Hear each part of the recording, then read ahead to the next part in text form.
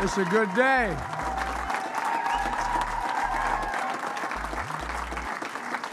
Thank you, Acting Secretary Sue.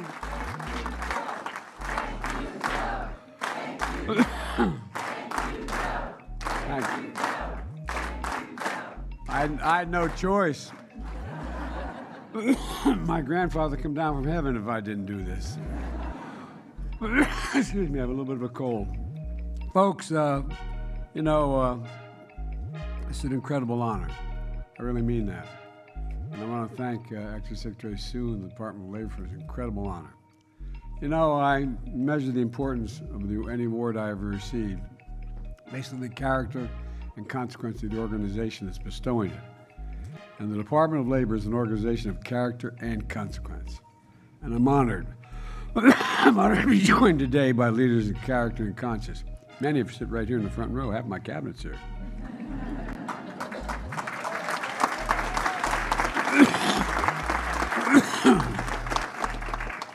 I want to thank all the labor leaders here today, including Liz and the AFL-CIO, members of the cabinet, including Interior Secretary Deb Holland. You know, you talked about that list that the secretary brought in her pocket when she met with Trump, with Roosevelt. Trump, Freudian slip. And I think she had a relative she left behind. Would you stand up, Madam Secretary, Secretary of Interior?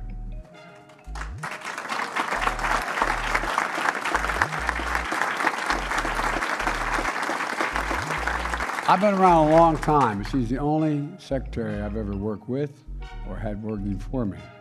When I say that's done, she said, no, we have this to do now. Thank you, kiddo. Look, you know, former Labor Secretary who's now in the White House Senior Advisors Corps is Tom Perez.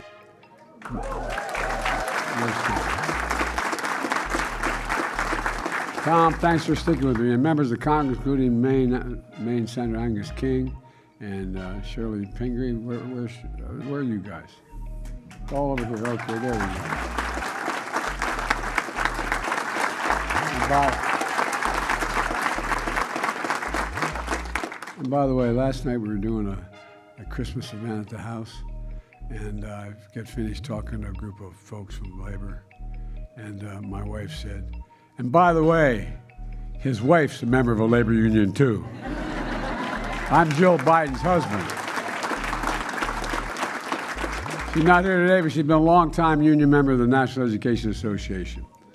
And it's fitting, with all these powerful women here, that we're gathered at the headquarters of the Department of Labor. Named after one of America's greatest labor leaders. Now, that's not hyperbole. Frances Perkins. You know, we're honored to be joined by her grandson, Tomlin. Where are you, Tomlin? Thank you, bud.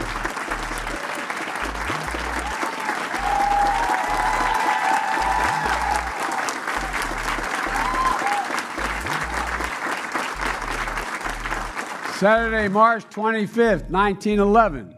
Frances sat down for afternoon tea at her home with a close friend from New York City. Suddenly, they hear the sound of a distant screams and sirens. The building was in flames. Her instinct was to run to the scene. As she approached the fire and smoke, she recognized the Triangle Shirt Factory, a company that employed hundreds of workers, mostly immigrants and women who worked long hours, crammed into tight quarters, where managers locked them inside to make clothing. In an instant, those workers are trapped in a brutal blaze with no safe exit. Some workers forced to climb out the windows, holding on for dear life until their fingers gave out. Others just jumped, prayed and jumped. A total of 150 lives were lost that day. It was the deadliest industrial disaster in American history. Frances was devastated, but that fire ignited a passion in her. It strengthened her resolve to fight even harder for working Americans and working families. In her decades of service, she became a fierce defender of unions and workers' rights, an architect of the New Deal, the first woman cabinet secretary. I increased on that a little bit because I know what my family's like. All the really bright people in my family are women. and the longest-serving Secretary of Labor in American history. God love you. And the story goes, after Franklin Roosevelt asked her to become his labor secretary, Frances Perkins immediately responded by outlining her goals, what she wanted done.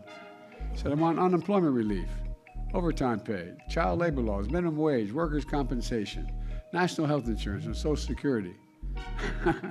Many of the benefits we take for granted as a consequence of Frances' dedication to this, I'd encourage. But that, can you imagine walking up to Roosevelt saying, here, I'll take the job, but here's the deal, man. Let's get this straight. Like I said, a little bit like when I asked Frances to do my job. Hard-fought battles with Teamsters and, a real testament to her skill as an advocate for public service. An example, through the Fair Labor Standards Act, she cemented the idea that if you're working a full-time job, you shouldn't have to live in poverty. A simple proposition. If you work a little extra, you should have extra money for overtime. Not a crazy idea. Some even argue about it now. Frances understood what my dad taught me. And you've heard me say this 1,000 times, but he really would say this. He said, Joey, a job's about a lot more than a paycheck. It's about your dignity. It's about respect. It's about your place in the community. It's about being able to look your kid in the eye and say, honey, it's going to be okay, and mean it. That's my dad. In fact, during her 12 years in office, she accomplished everything on her list except expanded health care for health insurance. It took 65 years later and a guy named Barack Obama and I to get the Affordable Care Act passed.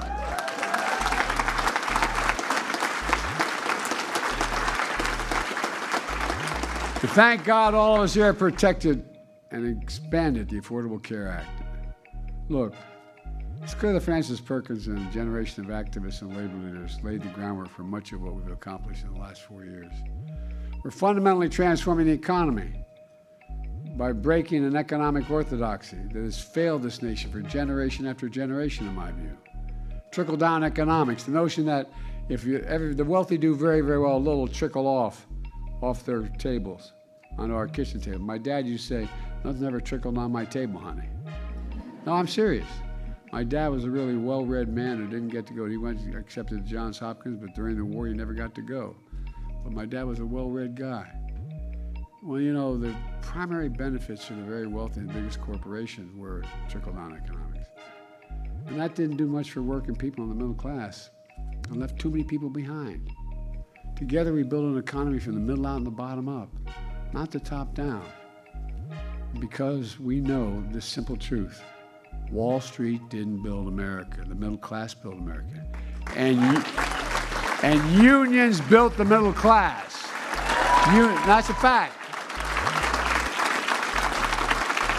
In fact, as the Secretary of Treasury will tell you, I asked her to do a study because I was going to get hit because I knew they'd say by having unions increasing their numbers and their wages go up, we were going to cost people things. Guess what? The study the Treasury did show that when unions do well, all workers do well, union and non-worker, across the board. It matters, it works, it's fair. Kamala and I are so proud of the great job creation record of actually the greatest job creation of any single president in a single term. Over 6 million new jobs so far, including 1.5 million manufacturing and construction jobs. Good paying jobs you can raise a family on, don't have to require a 4-year degree. And get this, there are more women, especially mothers in the workforce, than ever before in American history.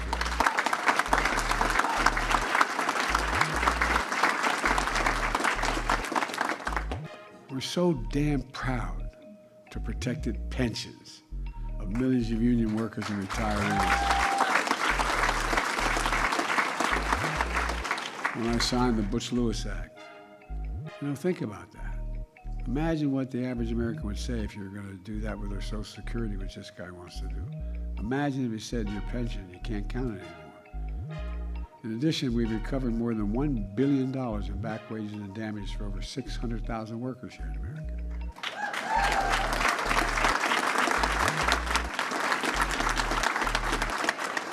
We push for a right to a living wage and your right to overtime pay. Jobs and factories are coming back home to America because we invested in an American agenda. We're modernizing American infrastructure. Last guy had the job, he had infrastructure week every week. Didn't build a damn thing. Well, guess what? We built a lot, and guess what's coming?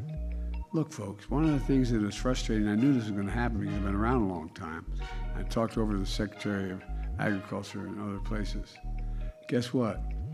All the things, we have $1.4 trillion in economic and infrastructure growth.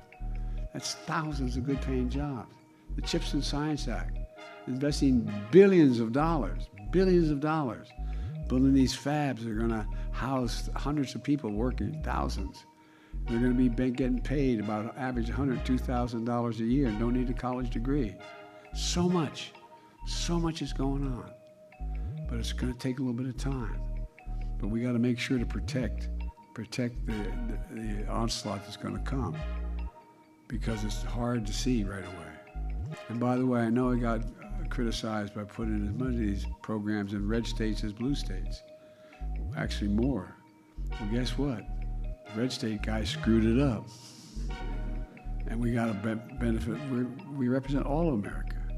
Not just blue America, not just Democrats, but all of America.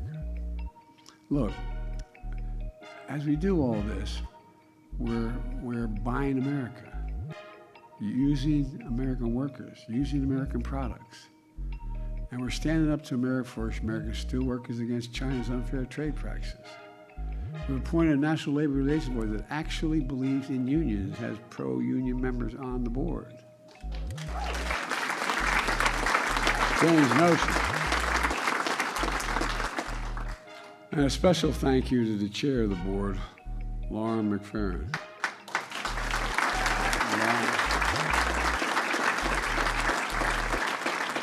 Seriously, where are you, Lauren?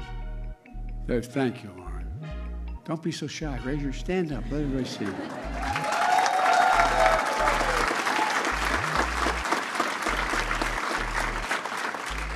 And it's no accident that petitions to form unions have doubled under my presidency. I got all this credit for walking the picket line. It never crossed my mind not to walk the picket line. No, I'm serious. I didn't think it was any big deal. Walked a lot of picket lines. In fact, I was president. I hadn't thought about that. Then Pamela walked the picket line. We support the right to fair contracts. Here's one, that doesn't get enough attention. When workers in sectors like construction, manufacturing, mining inhale toxic silica dust on the job, it can lead to lung cancer and other deadly diseases. It's been a major problem for decades, even under Secretary Perkins. She led an investigation, but despite the science, big business blocked the regulation. But not on our watch, not on your watch. With your help, we carried Francis Mantle and issued a rule that finally reduces such dangerous exposure. And by the way,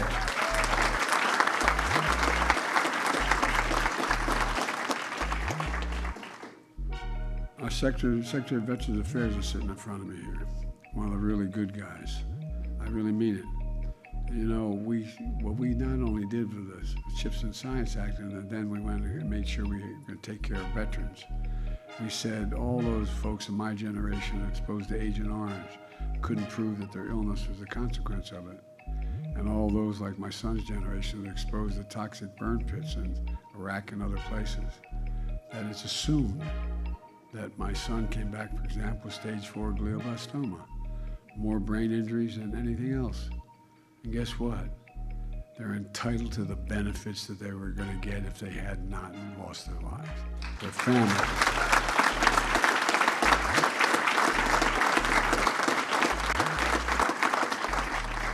And to ad-lib here a little bit, I think the American people are beginning to figure out all we're doing is basically decent and fair. Just basically decent and fair. We have a lot of sacred obligations. I got in trouble for saying this before. But we only have one truly sacred obligation: to prepare those we send into harm's way and prepare for them and their families when they come home. And that's a simple proposition. Finally, that's happening. What you got, another million now? 1 million you're taking care of. Make no apologies. I'm so damn proud of that.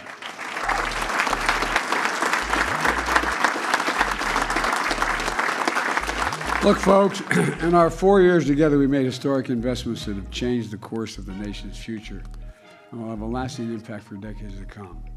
And I'm here to say, to state the obvious, we could not have done this without the dedicated professionals here at the Department of Labor and all across this administration. Could not have done it.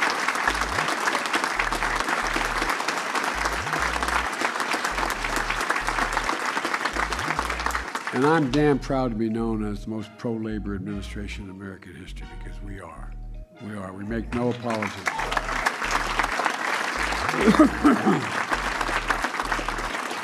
Look, let me close with this. Francis Perkins once said, "The people are what matter to government, and the government should aim to give people, all people, under its jurisdiction, the best possible life." The best possible life. For my dad, it was a simple proposition. Everybody deserves a shot. No guarantee, but a shot. Everybody deserves a shot. All of you have helped upheld that vision, putting people first, no matter who they are.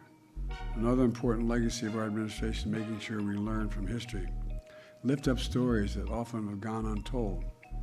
Earlier this year, during Women's History Month, I signed the first ever executive order on recognizing and honoring women's history, to increase representation of women in historic sites all across America. Today, I'm proud to stand here in the Francis Perkins building, headquarters of the Labor Department, to designate Francis Perkins Homestead in Newcastle, Maine, a national monument.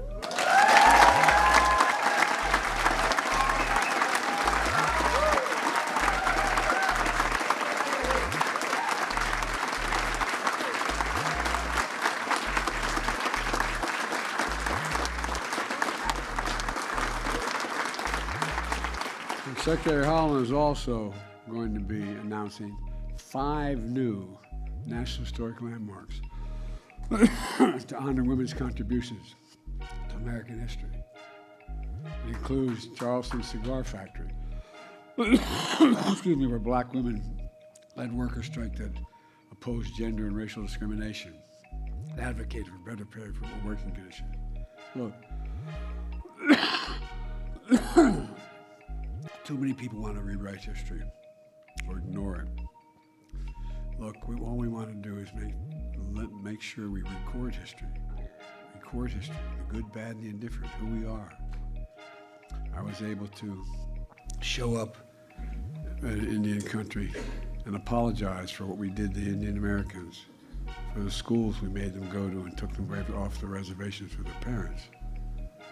Throughout our history, women's vision and achievements have strengthened this nation, to state the obvious. That's why I've kept my commitment to have an administration that looks like America. It includes having more women in senior access all across the board, starting with my amazing Vice President, Kamala Harris.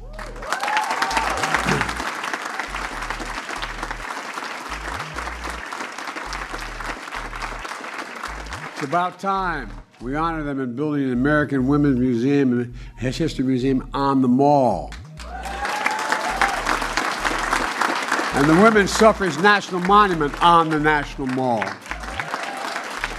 And by the way, it's time for Congress to move and authorizing that legislation moving forward. They should do it now before this Congress ends.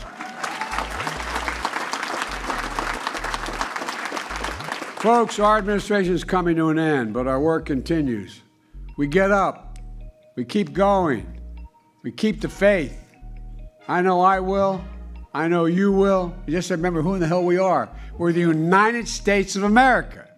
There's nothing beyond our capacity when we do it together. Nothing, nothing, nothing. But God bless you all, and may God protect our troops. And now, I will sign the proclamation. Thank you, thank you, thank you. Here.